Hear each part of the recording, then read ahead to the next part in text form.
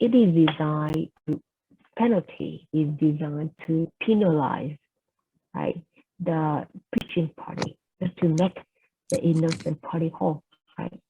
And damages is to make the innocent party whole. And liquidated damages provision are enforceable. However, the court will find that provisions calls for penalty. The agreement as to the amount will not be enforced, and recovery will be limited to actual damages. Okay, so in short, in order for an LD to be difficult or impracticable to determine, and it must be reasonable, right, in the different circumstances, and don't have the punitive nature. Okay.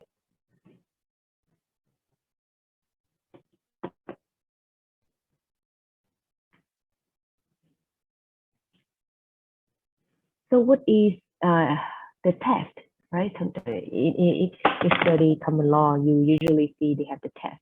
Like in civil law, we have like a requirement, like in the statute, but in common law, they usually have the test, reasonable person test, and things like that.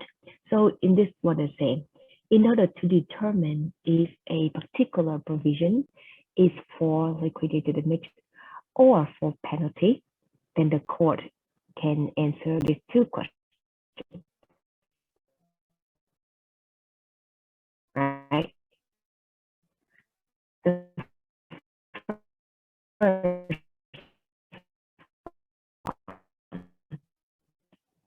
when the contract was entered into,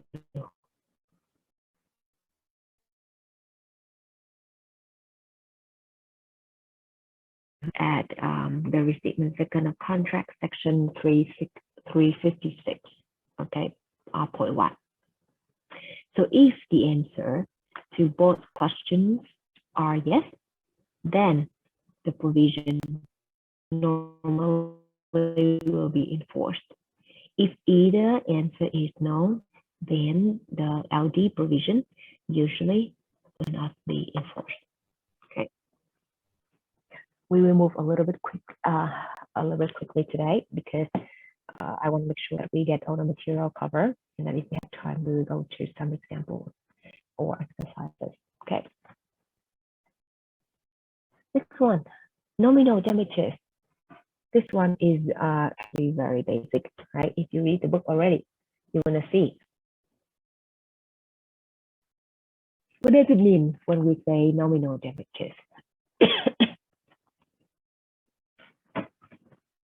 What do we mean by nominal damages? So, right, when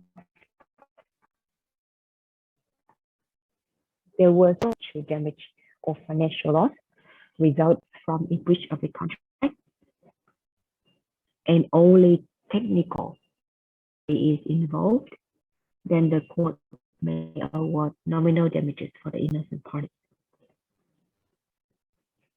And the awards of nominal damages are often small, such as like $1, such as like $100. But they do establish that the defendant acted wrongfully, right? So there was no damages. So of course they cannot ask for compensatory, consequential, or liquidated, but there will be a nominal one. It's a kind of a sign for the court to say that, okay, the defendant was wrong, okay? And that amount of money usually very small. And most lawsuits for nominal damages are brought as a matter of principle under the theory that a breach has occurred and some damages must be imposed regardless of the actual loss.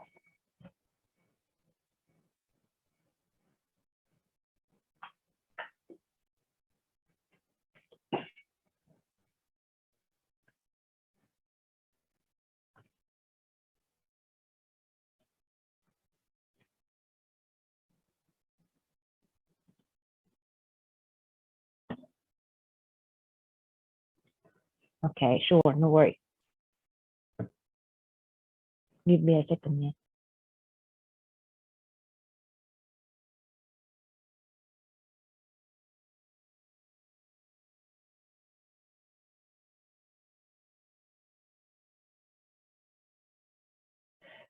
So the two questions to determine if something is considered as like or penalty. So the first one, so when the contract entered into, was it apparent that damages could be difficult to estimate in the event of breach? So in other words, we say, is it obvious that it is difficult to determine damage if the contract is breached? And question number two, right, is that the amount set as damages, was it reasonable? Or is it excessive, right?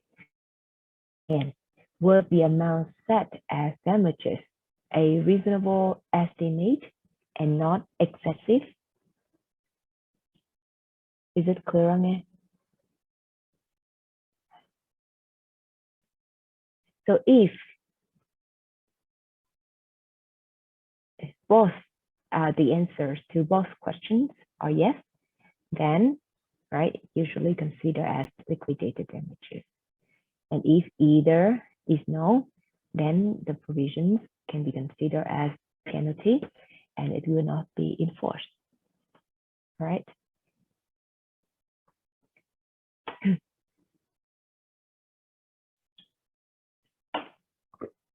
Okay, so let's back to nominal. All right, so again, so there was no actual damages, right, in a lawsuit awarded on nominal damages, right? And most of the lawsuits are brought as a matter of principle under the theory that a breach has occurred, right? Even though there was no actual damages, but some damages must be imposed regardless of actual loss.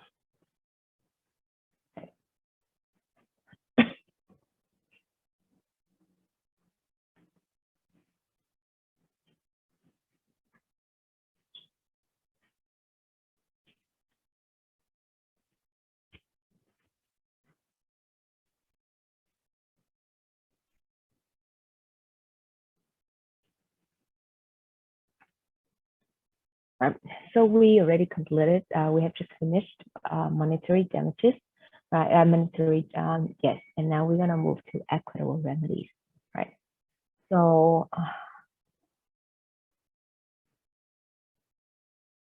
sometimes, you know, damages are inequitable.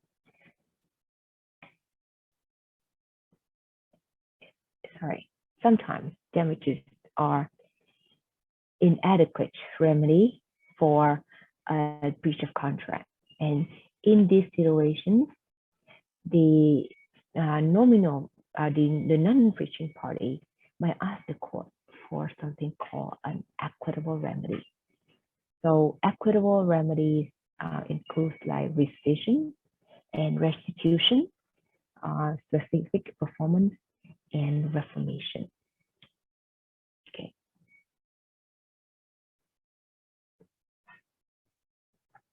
So the first one, we're gonna go to rescission and restitution.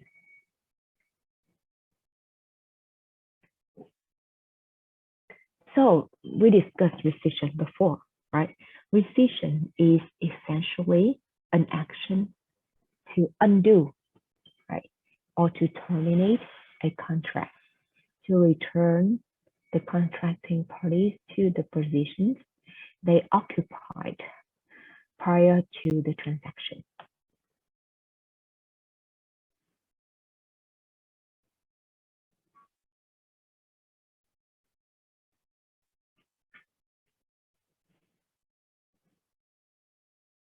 Okay, so and please appreciate, right?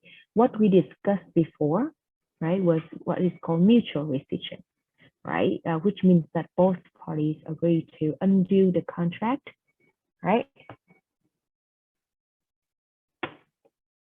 And mutual rescission actually discharges of the contract, discharges the contract, and in this one we are talking about is unilateral rescission.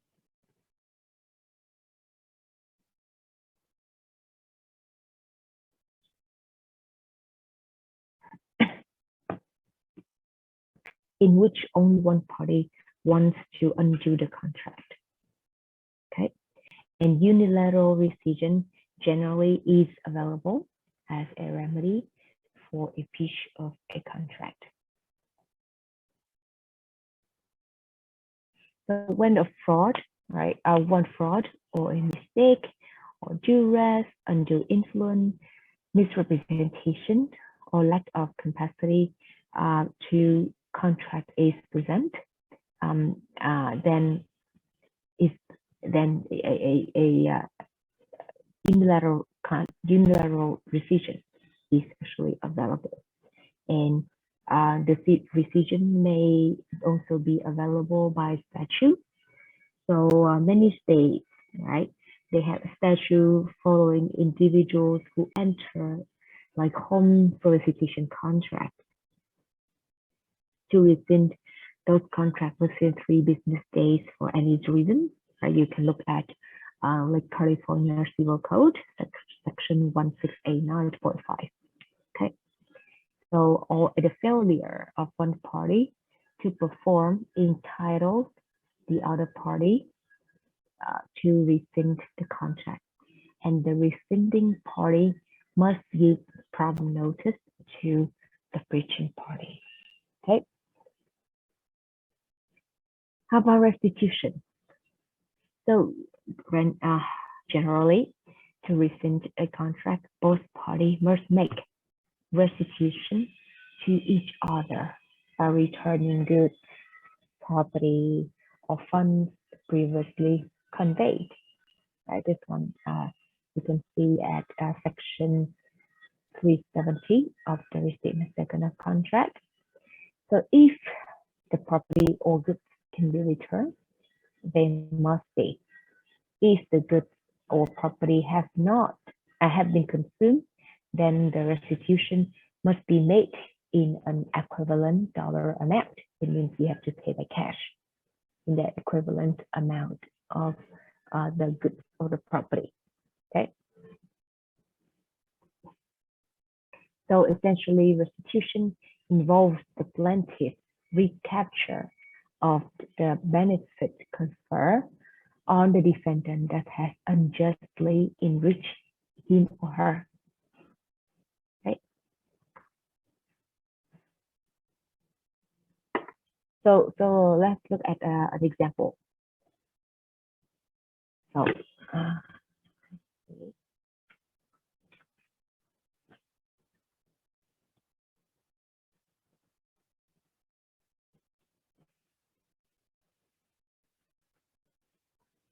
so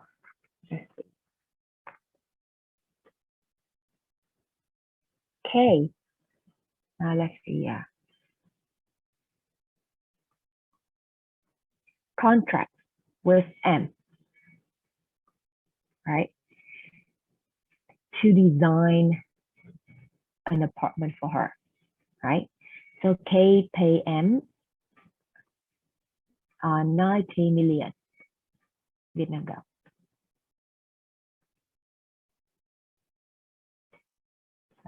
$90 million Vietnam đồng, and agrees to make 2 more payments of 90, right, as the design progresses. Right, so it means that the total is 270 million, right? So she paid 90 first already, and she will pay 2 more as the design progresses. The next day, right, M called Kate and say, that he already taken a position with a large architectural firm in another state and cannot design the house, right? So K, of course, have to hire another architect in that afternoon. So what can A get back?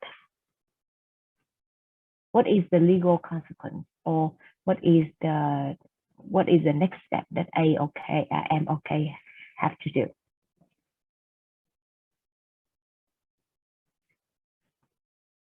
All right, and cannot do it any longer. So it means K has to hire a new architect.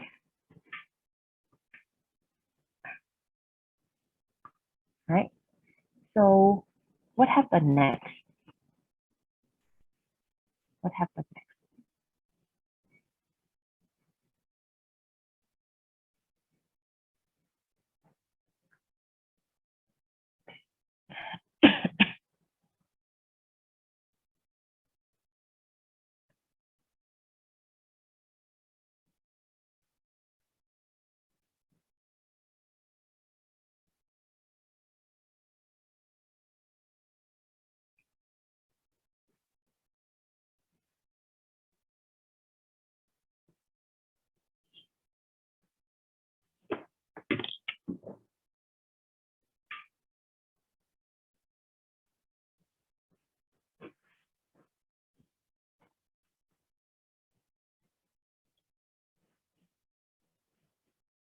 What happened next, everyone?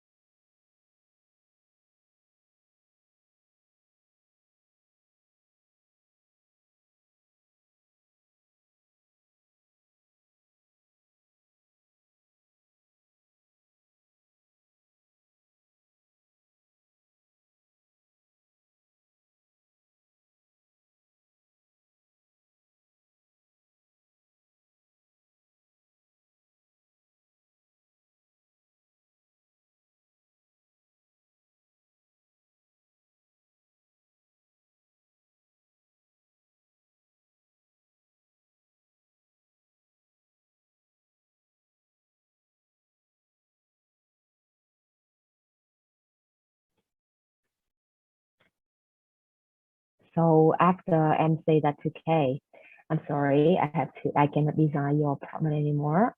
I'm taking a position with a large architectural firm in that. Okay, I'm sorry, goodbye. And then K say, okay, good luck. That's it. Is there anything else need to happen?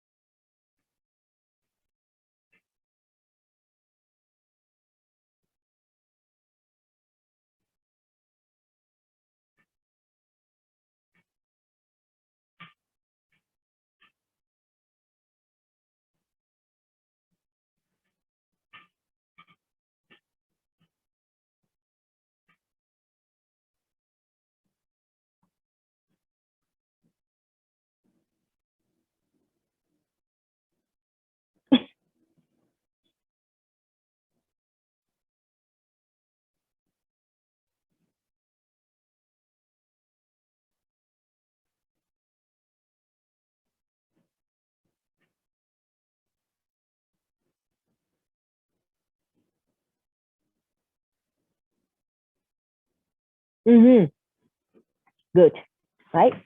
So M has to give back the money, right? M already received.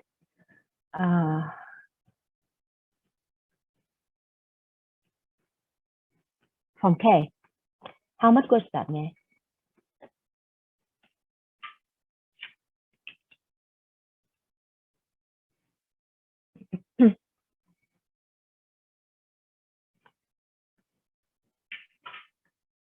How much?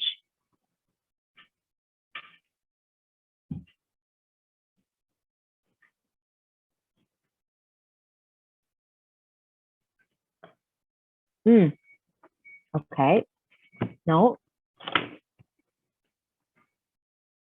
The total amount is 270. It means that K have to pay M 270, but the first installment was only 90. Okay. So in this case, K can obtain the restitution of 90 million, which M already received from K. Okay. Thank you. All right, next one. Specific performance.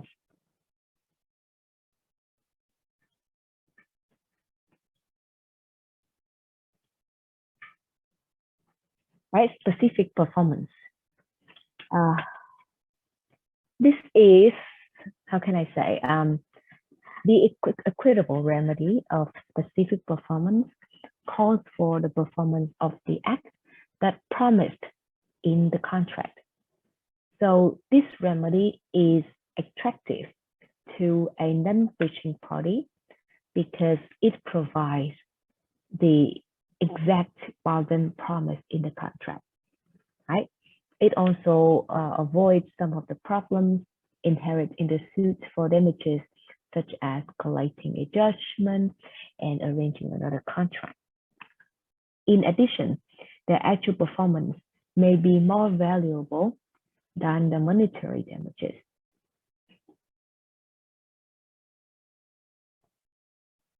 And normally, right, however, specific performance will not be granted by the court unless the party's legal remedy or monetary damages is inadequate.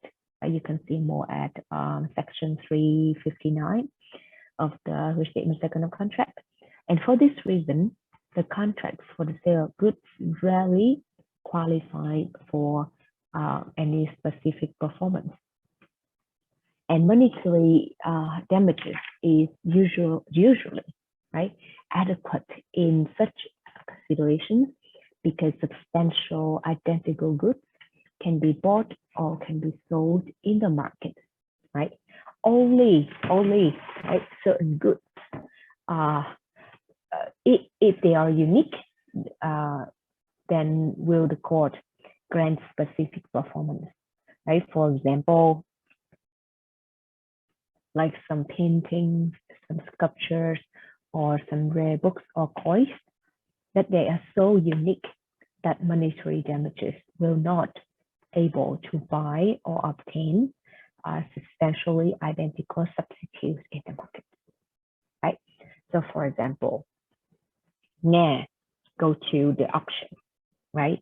And Nghe is really interested in a Picasso painting. And Nghe won. However, the auctioneer decided not to give Nghe the painting, right? And she won at for that painting for at the price of $2 million US, right? So and then the auctioneer say that, okay, I will give you back the 2 million. But Nghe say, no, I'm so rich, right? Money is nothing to me. What I want is the painting, right? And I cannot bring that 2 million to the market and buy it anywhere because that painting is unique, right?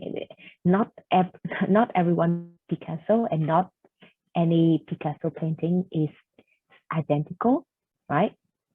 So I want that particular one. So therefore, if we go to the court, then in this case, the court can grant specific performance, okay? Because it is difficult, right, to get, or in this case, it's impossible, right, to get that painting anywhere else besides that auctioneer, because that painting is unique. That is the only one, right? There cannot be an identical, even though Picasso reborn, and paint again. It will be a completely different one. Okay. Next one. Reformation. This one is very simple.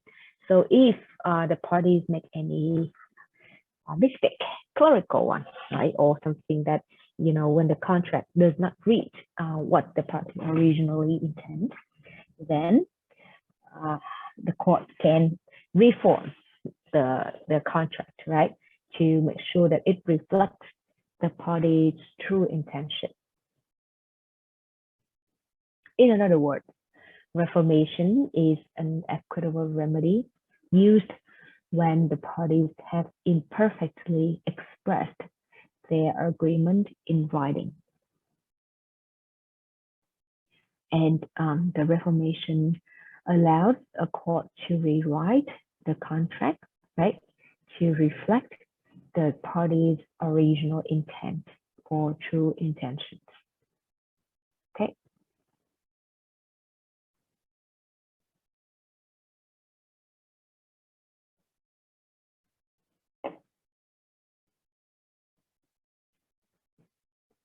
Injunction. What do we mean by injunction? Okay, injunction is actually how can I say, someone, right, the court is an order by the court, right, to stop someone from doing something. Okay, stop something from doing.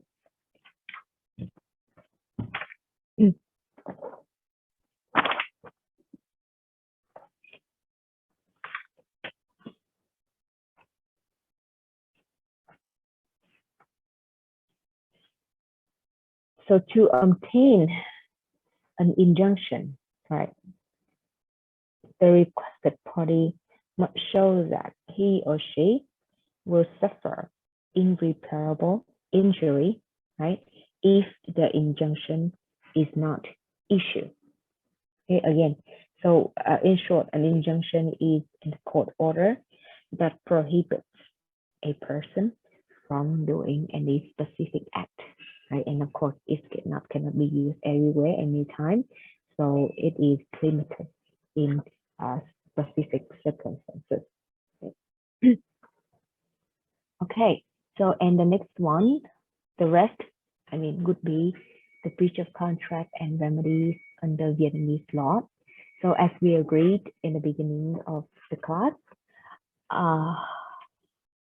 you don't have to read commercial law, okay? Because otherwise it will be a lot.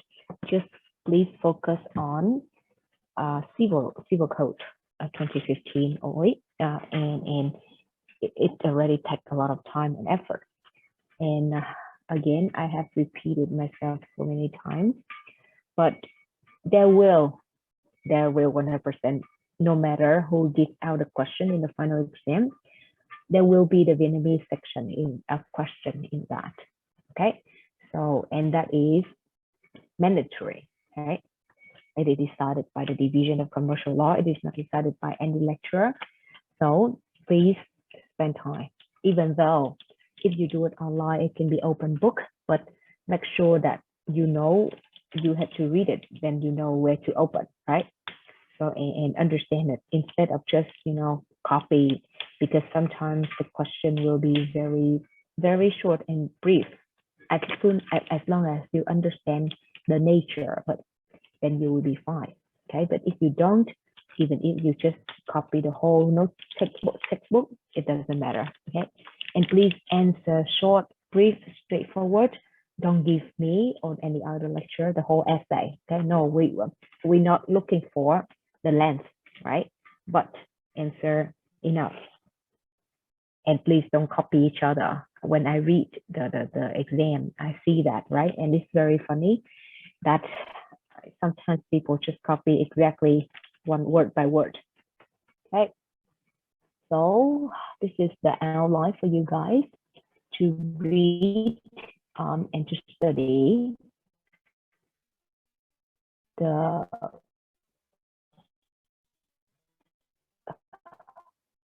Vietnamese law. Okay, anything that's it. It's good that we cover everything for the contract law under the US law. Okay. Any questions so far, everyone? Any questions so far?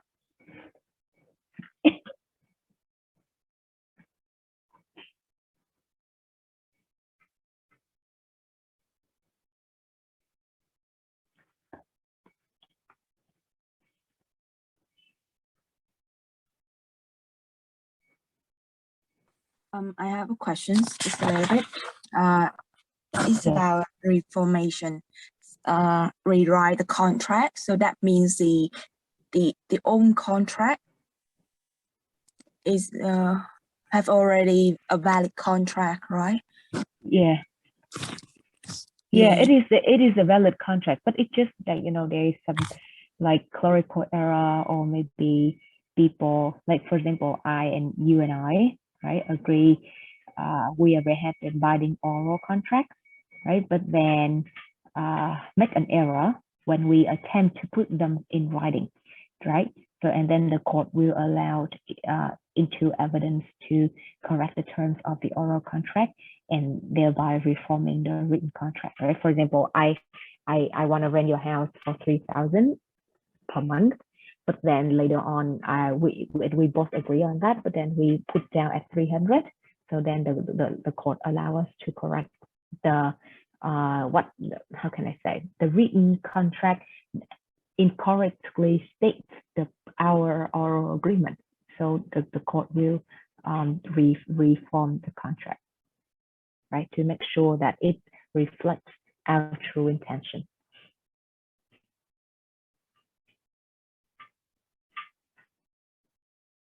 Yes, thank you, sis. I get it. Yeah, no worries. Right, or for example,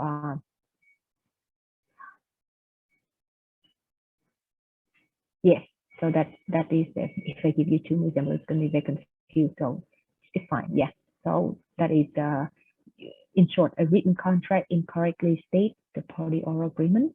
So the Reformation will have to rewrite a contract to reflect the party's true intention.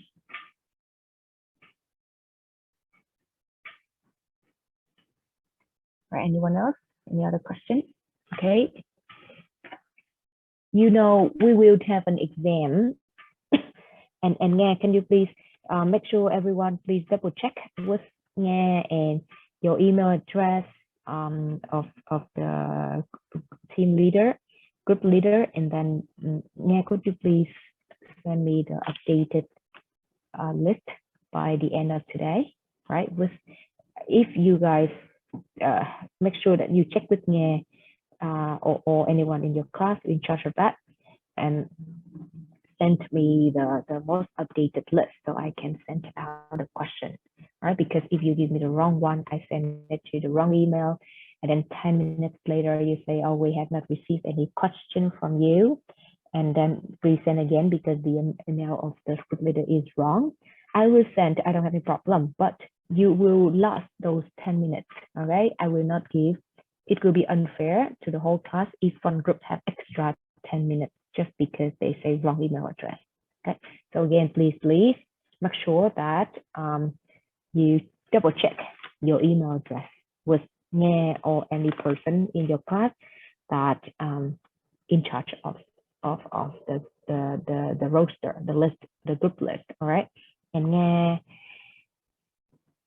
have been contacting Nghe, so that's why I keep saying your name. But Nghe, could you please send me the updated list by midnight today? Okay, yes, so sure. yes, thank you, and so I can prepare for the question. And then you already know the format, right? I think we discussed it in class before. But how long was the thing again? So we're going to have 40 minutes for preparation. Yes, 5 minutes to present and 10 minutes for Q&A. Okay, good. Thanks a lot. All right. So again, we will have 40 minutes to prepare, right? And then 5 minutes to present and 10 minutes for Q&A. So if anyone, who is not a member of the group that is answering the question, that is presenting, can answer the question. If you can answer, you will get direct 0.2. Is it to your midterm exam? If I'm not mistaken, right? Yes, that's correct. Okay, thank you. Right,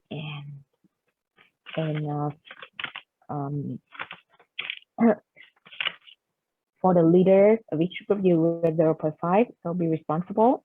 Monitor or the vice one. In this case, Nghe, right? You will get 0.5. I don't see the monitor in the class, so maybe I just give it to Nghe because she's the one that takes care of all the communication between me and the class, right? So in this case, Nghe, it will be Nghe uses 0.5 directly to the midterm. Okay.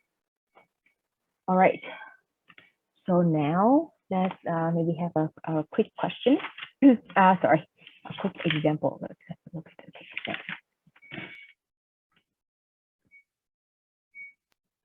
Miss, I just want to make sure that I understand this correctly, that on this Saturday, you will send the question to each group's leader, and then immediately during the class, and then we have around 40 minutes for preparation. Is that correct? You give me a second. Yeah, okay.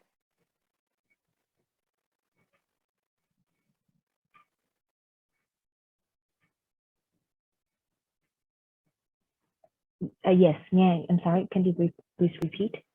Yes, sure. That on this Saturday, you will send the question to each group's leader directly during the class, and then they will have around 40 minutes for preparation. Is that correct? Yes, I will send all the questions to all the group leader at the same time, right? And then maybe I'll give you guys 1 or 2 minutes. For example, right? I sent out at what time is our midterm? So our midterm will be at 2, right? So for example, I sent out at 2:10, right? And I will give you guys 5 minutes so you can receive the email, and then 2:15, and then I will take and then will you have 40 minutes from 2:15. It means you will have until 2:55, right? Correct, right? So after sending that, you will get 2:50. So let me draw it so it's easier for me to imagine, right? So the class start at 2, right? For the, let's say I will send you an email at 2:05, and then I'll give you guys 5 minutes to receive the questionnaire, right? The question to 10, and then each will have 40 minutes. It means you will have from 2:10, right, up to 2:50, right, to prepare, right, for the group discussion. Okay, I will open the room. If you want, you can enter that, or you can have whatever channel that you feel comfortable, right? And then after that, right, at 2:50, right, I expect, right, within the 2 minutes, I mean by 2:50, I will receive the answer from all of the group leaders, all right, and send to my email address, right? Afterward, I will see the time, right? So if you send it to me after the time, then it will not take into consideration. Okay, so by certain time, I will tell you guys, right? And before the discussion ends, I have to receive that email, the answer in my email. In that answer, right, please write down your name of the group, right? You have the email, right? You have the subject, group, whatever, LE 43B, right? And then you have the answer, and then you have the name, the member of the group, right? Please just write your full name and the student ID. That will be fine. Okay, and after that, after the discussion ends for every group, right, it means that I should receive all of your questions, all of your answers. By that time, you will start presenting, okay? You guys can volunteer, or otherwise I will go from group 1 to whatever group it is, from the smallest one, and then you will present. It will be fair for everyone because you already sent me the answer. And please don't do things like, oh, I'm sorry, I'm correcting the mistake in the previous mail that I sent before. Please accept that I cannot, right? Because it is unfair for the other group. I would just receive an email. You can send 10 emails, that will be fine. But everything, I will take the latest one before the discussion ends. Right? So before 2:50, for example, you can send me 10 emails. I don't care, right? I will get the last one. But at 2:51, I will not accept any emails that you send me, right? Because that will be unfair to all the groups that sent me within the time frame of the discussion. And after that, you can, you can change your answer when you discuss, or you can, when you present, that could be fine. But the written answer will be taken into consideration too. Doesn't matter what you say in class. Okay, so it will be two separate things. The first one is the written answer, right? Response. The second one is the oral one, which is the presentation. And the third one will be the Q&A. Okay. Is it clear? Does it help? Yes. So in terms of written answer, we can do it in like a Word form, or we can do it in like a PowerPoint form, right?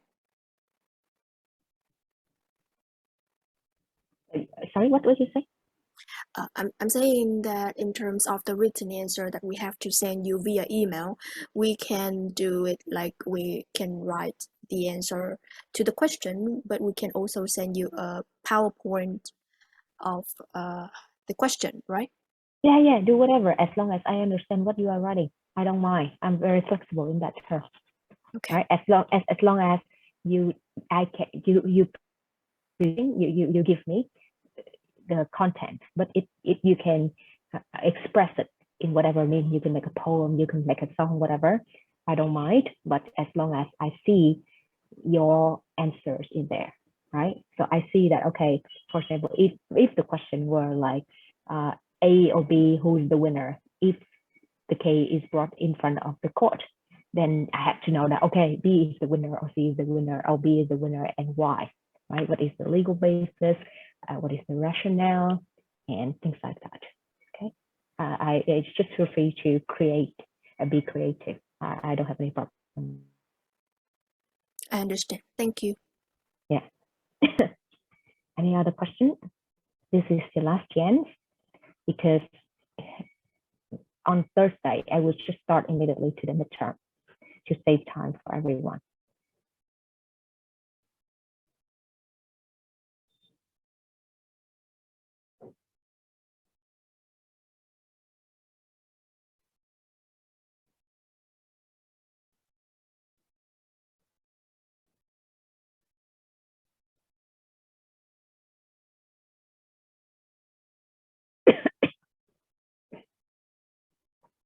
Any question regarding the format, and regarding the final, regarding the midterm?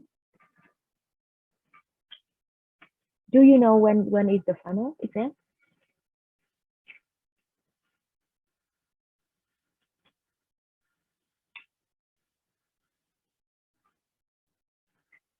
The final exam is on the 4th of April. 4th? Yes, 4th. Wow, that's very early, huh? Yeah. Monday. Oh, okay. So it's a good preparation for you guys then. You don't, if it's too far away, then you might forget, but it's a good practice. Good.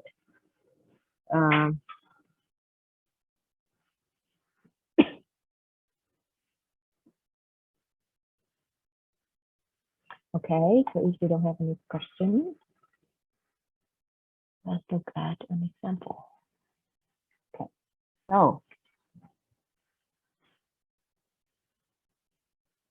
let's say H contracted with tea production, right, to provide a particular band, right, to perform as H son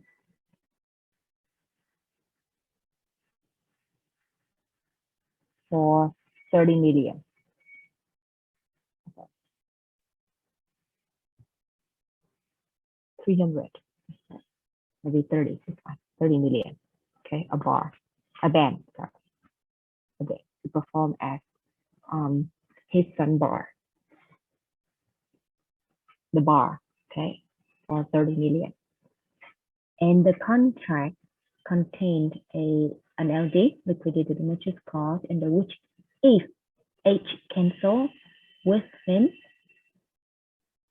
90 days of this date, let's say the son birthday, it's easier, birthday, 90 days of the son birthday, he would still own tea production 30 million.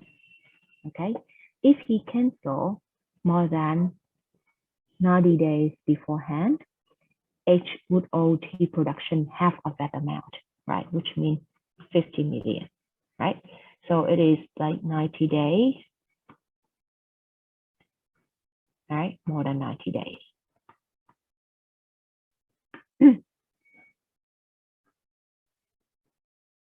Right?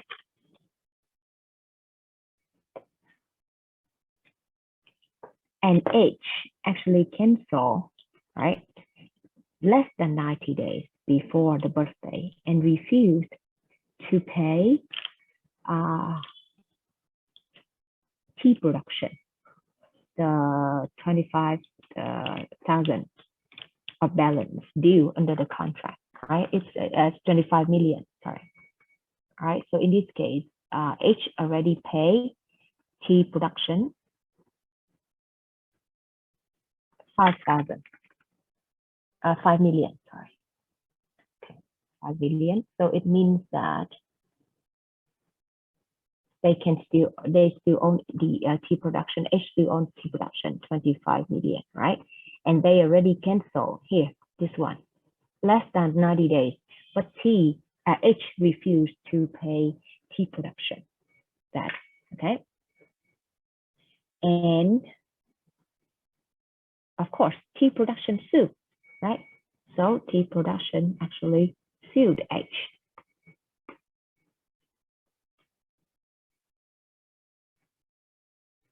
So in this case, if you were the judge, how would you decide this case?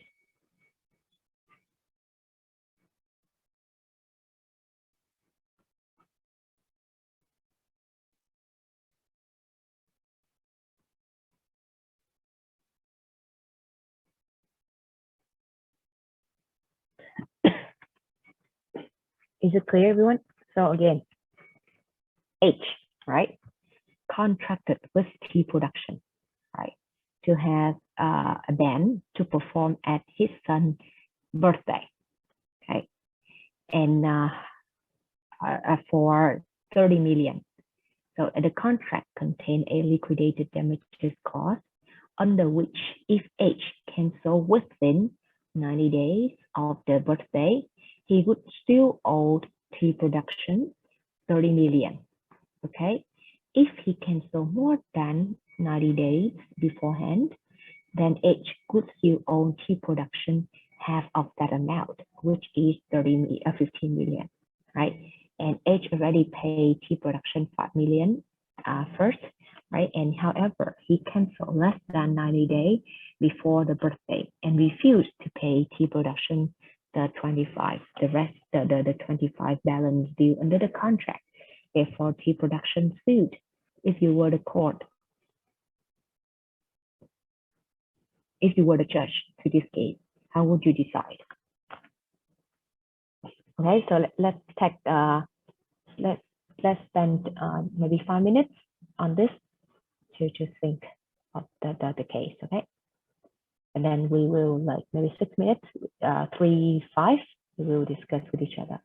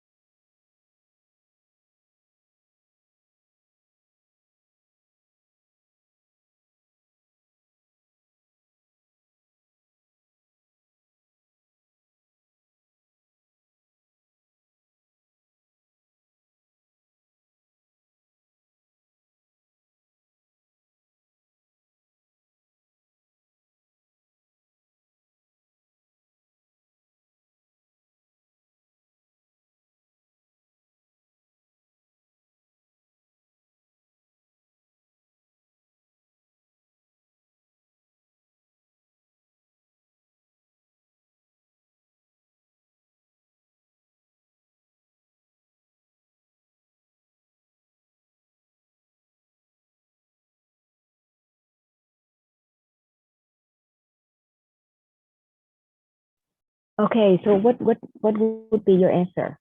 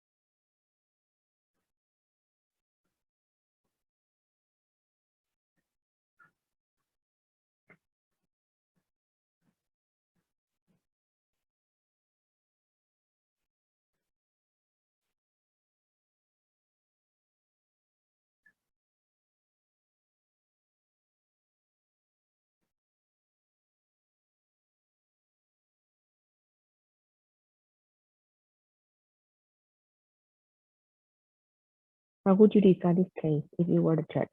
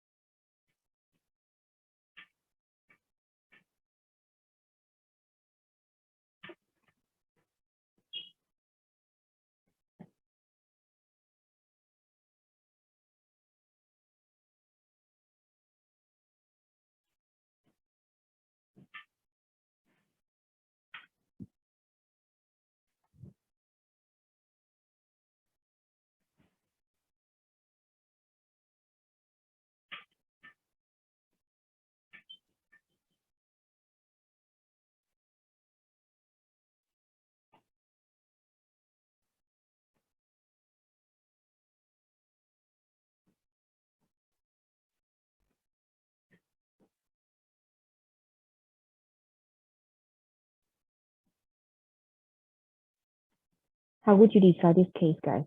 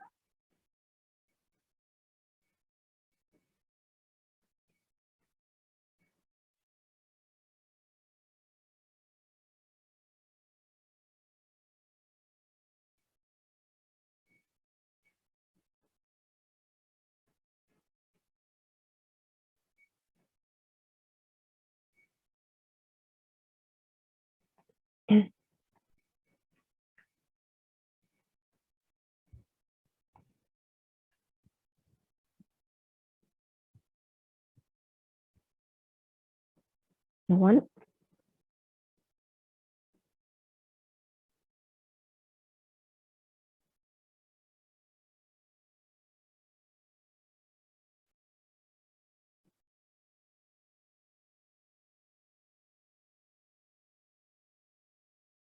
Any thoughts?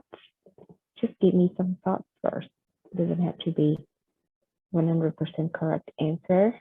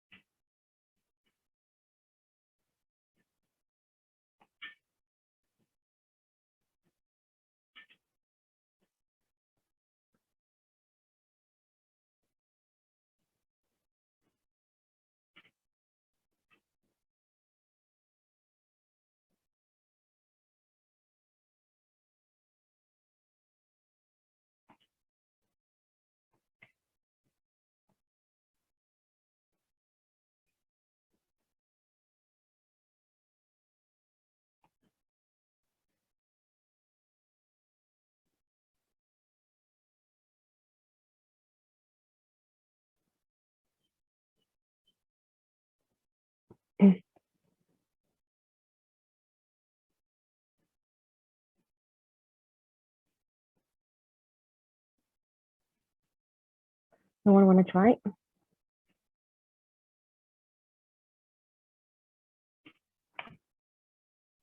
Okay, so in this case, right, the liquidated damages clause was actually enforceable.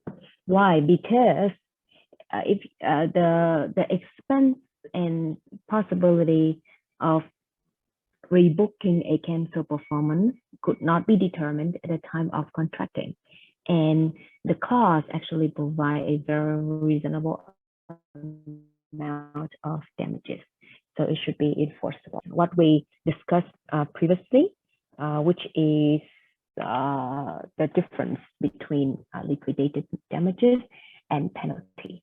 Okay, so let's look at another thing.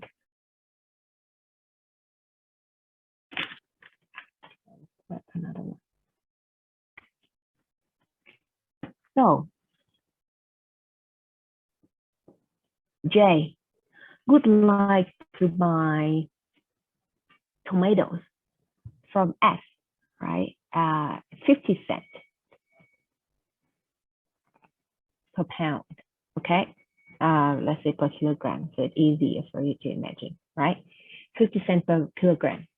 And S breaches the contract and did not deliver the tomatoes. And in the meantime, the price of the tomatoes has fallen. So, and J is being able to buy the tomato in the open market at half of the price, right? So in this case, only 25 cents, right? Contracted with S, right? And so it is clearly that J is better off because of Stanley breach. So if, however, there was still a breach, right? Because S did not actually deliver the tomato as promised in the contract, as it's his contractual obligation. So in this case, right, if J still want to sue S in front of the court, what if you were the judge? How would you decide this case? If you were the judge, how would you decide this case?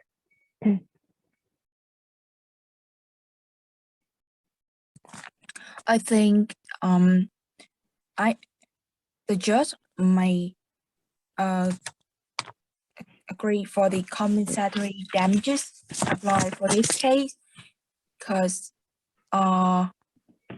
S is not perform the contract, and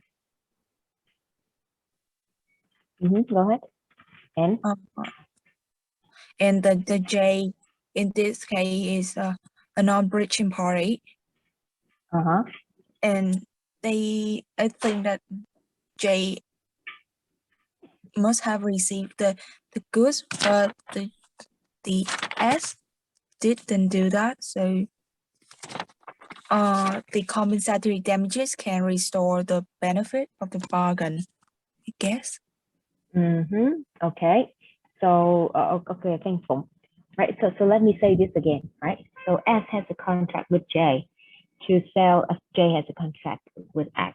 Right. Or J contracts to buy tomatoes from S at the price of 50 cents per kilogram. Right. And S breaches the contract and does not deliver the tomatoes. Right. And in the meantime, the price of the tomato has fallen. So J is able to buy them in the open market half price, at half the price he contracted for with S, right? So it means only 50 cents or 25 cents per kilogram right now. So, however, right, J still sue S in front of the court. So in this case, if you were the judge, how would you decide?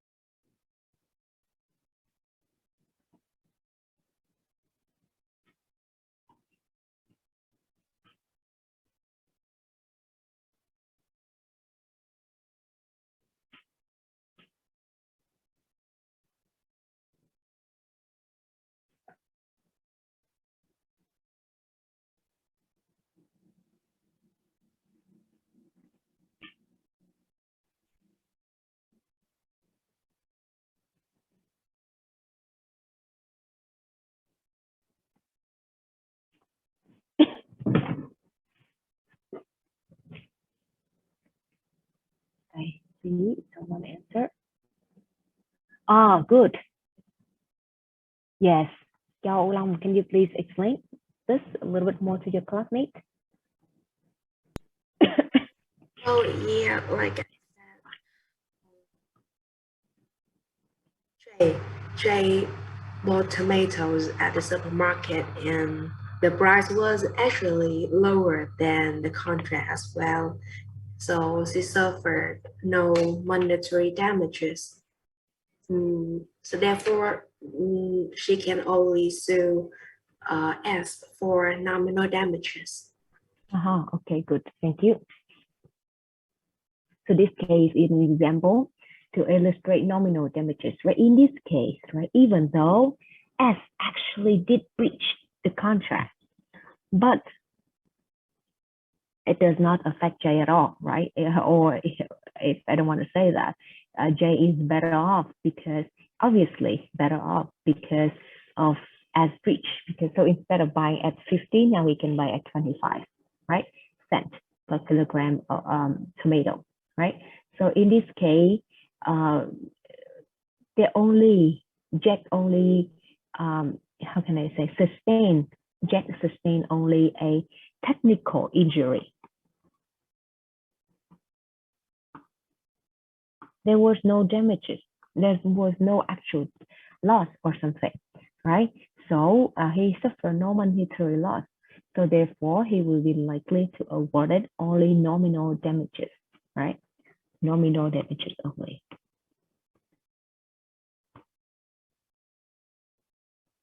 Right? Because this one is, as I mentioned twice before, as a matter of the principle, under the theory that a breach has occurred and some damages must be imposed regardless of the actual loss, right? So in this case, JX was better off, clearly better off because of Jack's, J's were clearly better off because of S breach. So therefore, he suffered only technical injury, no monetary loss. Therefore, he is likely to be awarded only nominal damages. Right. So if this is an exam, right, and you have to do a scenario or an exercise like this, just be very brief and short like that. Okay. As long as you can find out the issue, you can answer straightforward, right, clear and straight. Right. So very. So my question will not be complicated. It's going to be very straightforward. It's not going to trick you. As long as you understand the concept, you will be fine. Okay. All right. Well, let's see any others.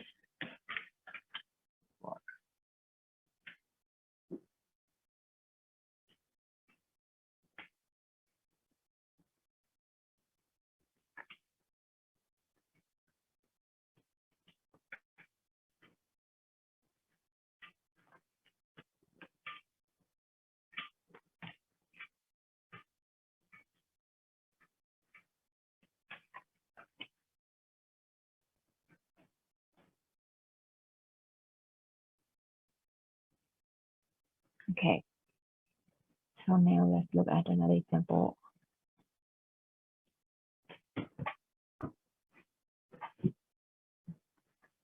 So H, right, enter into a contract to sell L, right, for the, how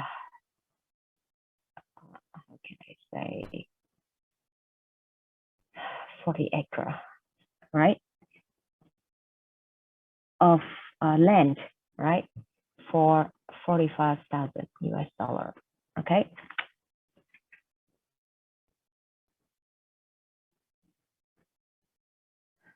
So L agreed to pay for some, additional cost,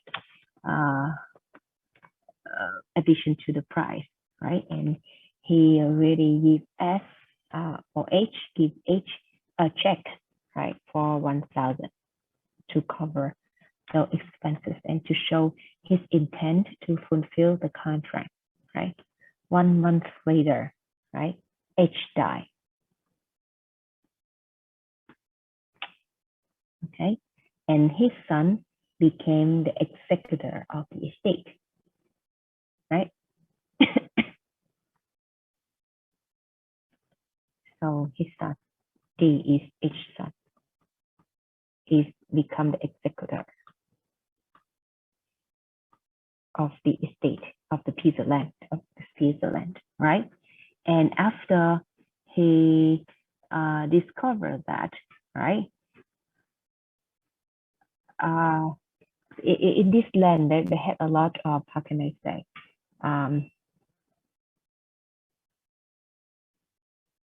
timber. Okay, a lot of timber. And later on, D discovered that the timber in this area of land was more than 1,000 K, right? US dollar. So, and then he actually asked L to withdraw his offer to buy the piece of land, and L refused and filed a lawsuit against D, seeking for the specific performance of the contract, right? Seeking for specific performance of the contract. All right. So, do you think that if you were the court, if you were the judge, do you think that L is entitled to the specific performance? L is entitled to the specific performance that he asked for?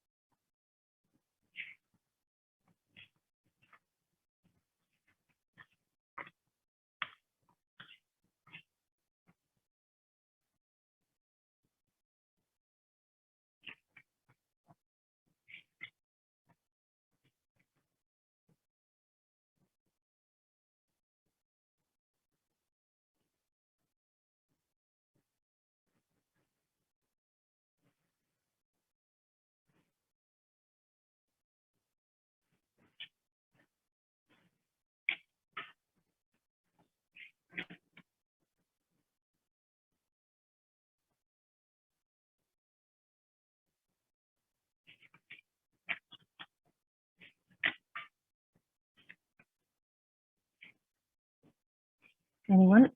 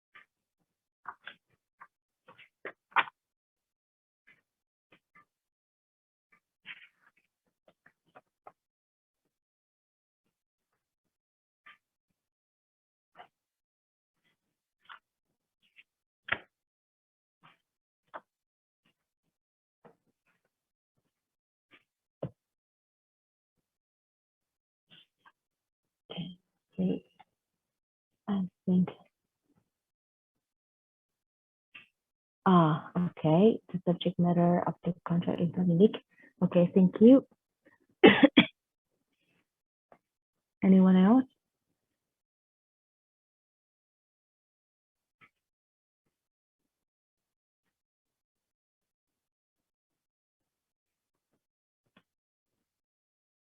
Anyone else?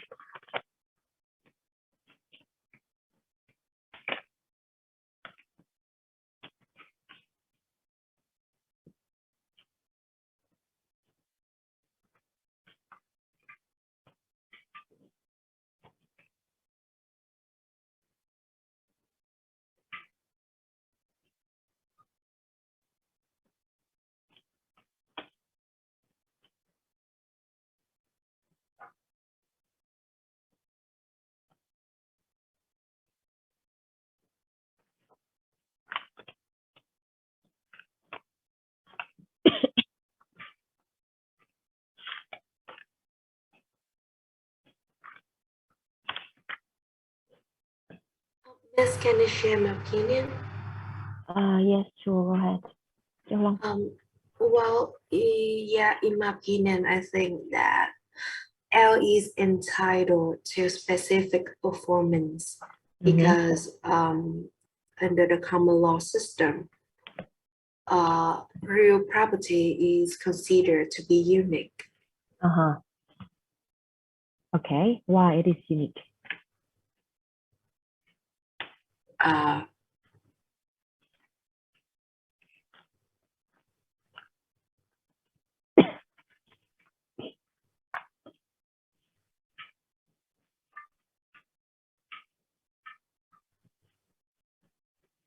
Very close.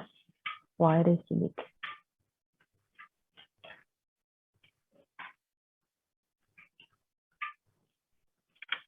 Well, I think that I will need to do some more research. Yeah, sure. No, go ahead. No worry. You're on the right track. Just elaborate a little bit more why you think that it is unique. Anyone want to try?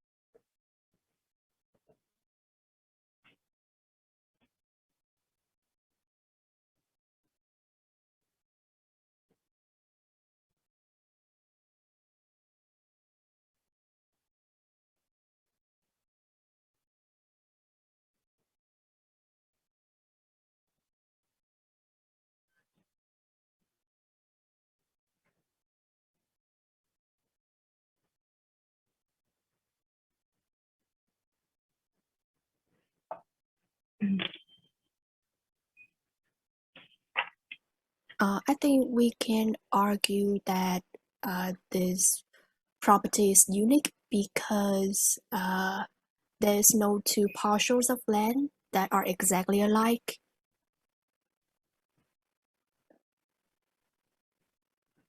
Okay. Yes. Very good. And is there any, yes, on the right track? Is there any way that you can say a little bit more? So when we can determine that the land, the subject matter of the contract is unique, we have a solid ground to come to a conclusion that specific performance can be granted. Yes, not every parcel of land is the same, right? Why? Why it is not the same? We can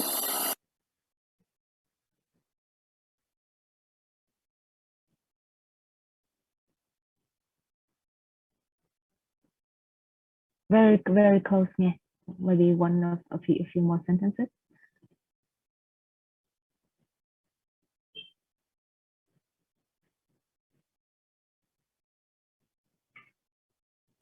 Miss, there's a construction going on right now on my side, so can you hear the noise?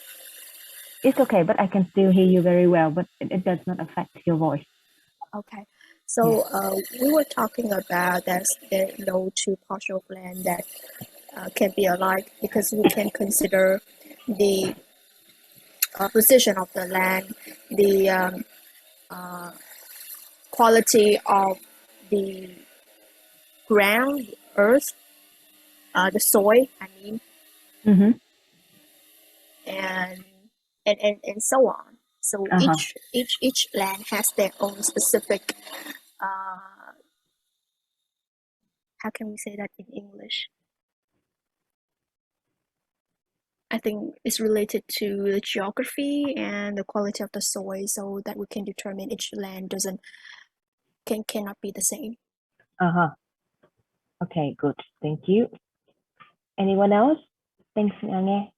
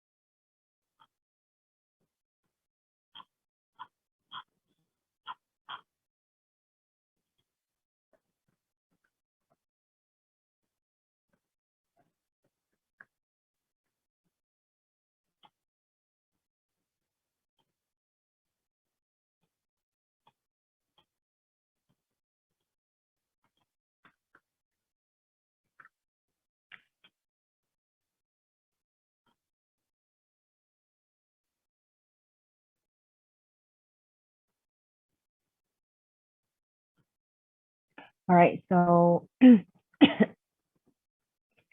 I totally agree, right? So if you think it thoroughly, every piece of land might look very similar. They are very unique, right? If you buy the piece of land, or if you look at the certificate, you're gonna see that this is meant the, how can I say, the longitude and the latitude. Is that what you mean? Point to identify the land location on the map. Yeah, is that what you mean?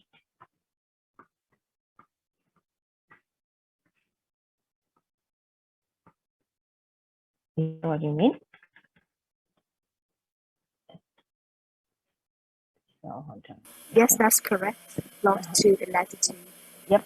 So each piece of land, the corner, right? They're gonna have what is called the longitude and latitude points to identify the land location on the map.